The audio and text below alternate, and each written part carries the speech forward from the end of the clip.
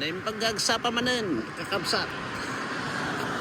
At nandito ako sa Port Sydney, Nova Scotia guys.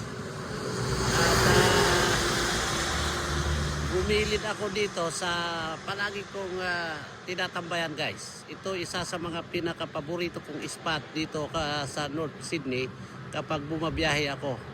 Kinuber ko ito nung nakaraang summer. Ngayon iko-cover nating winter guys. Yan, ito ang kalsada paakyat yan guys. At galing yan ng New Brunswick na province. At ito guys yung lake na magandang tignan, pero ngayon covered siya ng fog. Yan, kapag titignan nyo yan, lake yan, at palibot doon sa kabila hanggang doon sa pinanggalingan kong port guys.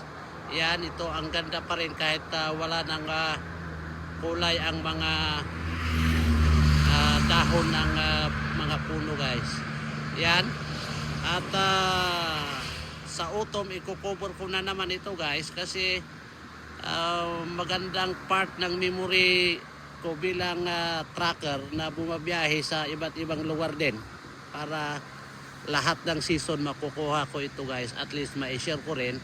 Yan yung lake guys, palibot yan kasi dito sa Nova Scotia linilibot siya ng pinapalibutan siya ng mga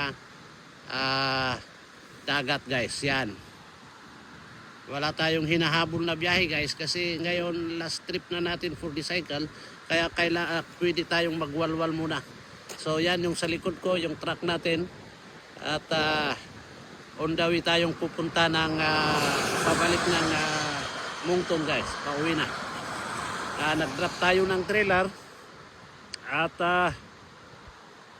siguro nasa ferry na at papunta na ng Newfoundland guys. So yun ang update natin guys. I-feature ko itong isang paborito kong spot dito sa Nova Scotia, Port Sydney guys. At pride ng Nova Scotia, Canada. Yan lang, magandang gabi, magandang umaga. Bum tarat-tarat.